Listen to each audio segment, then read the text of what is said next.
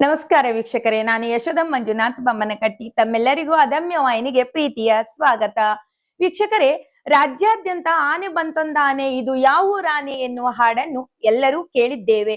ಇತ್ತೀಚೆಗೆ ಈ ಹಾಡನ್ನು ಕನ್ನಡದ ಪ್ರಸಿದ್ಧ ಸಿನಿಮಾ ಒಂದರಲ್ಲಿ ಈ ಹಾಡಿನ ಸಾಲುಗಳನ್ನು ಬಳಸಿಕೊಂಡ ನಂತರ ಈ ಹಾಡು ಮತ್ತಷ್ಟು ಪ್ರಸಿದ್ಧಿಗೆ ಬಂದಿತ್ತು. ಇದೇ ಹಾಡನ್ನು ಕನ್ನಡದ ಜಗದ್ಗುರು ಎಂದೇ ಹೆಸರಾಗಿದ್ದ ಲಿಂಗೈಕ ಡಾಕ್ಟರ್ ತೋಂಟದ ಸಿದ್ಧಲಿಂಗ ಮಹಾಸ್ವಾಮಿಗಳು ಅನೇಕ ಭಾಷಣಗಳಲ್ಲಿ ಈ ಹಾಡನ್ನು ಉಲ್ಲೇಖಿಸಿದ್ದಾರೆ.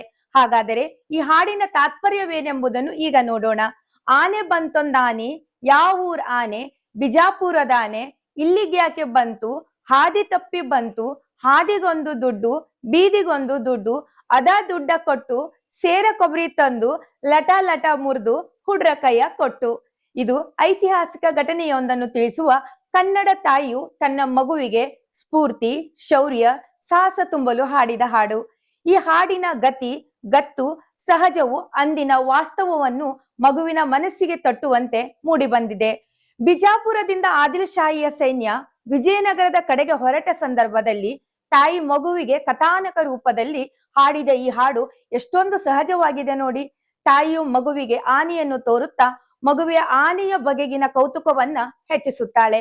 ಆಗ ಮಗು ಇದು ಯಾವ ಊರ ಆನೆ ಎಂದು ಪ್ರಶ್ನಿಸುವಾಗಲೇ ಬಿಜಾಪುರದ ಆನೆ ಎಂದು ಹೇಳುತ್ತಾಳೆ. ಮಗು ಇಲ್ಲಿಗೆ ಏಕೆ ಬಂದಿದೆ ಎಂದು ಪ್ರಶ್ನಿಸುತ್ತಿರುವಾಗ ಈ ಕನ್ನಡ ತಾಯಿ ಸೂಚ್ಯಕವಾಗಿ ಆದಿಲ್ ಶಾಹಿಯ ತಪ್ಪು ಹೆಜ್ಜೆಯನ್ನು ಹಾದಿ ತಪ್ಪಿ ಬಂದಿದೆ ಎಂದು ಹಗುರವಾಗಿ ತೇಲಿಸಿ ಹೇಳುತ್ತಾಳೆ.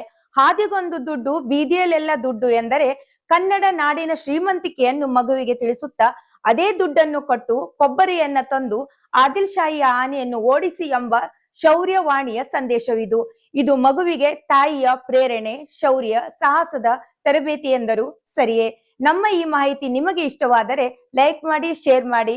ಮತ್ತೆ ಮುಂದಿನ ವಿಡಿಯೋದೊಂದಿಗೆ ಭೇಟಿಯಾಗೋಣ. ಅಲ್ಲಿಯವರೆಗೂ ನಮಸ್ಕಾರ.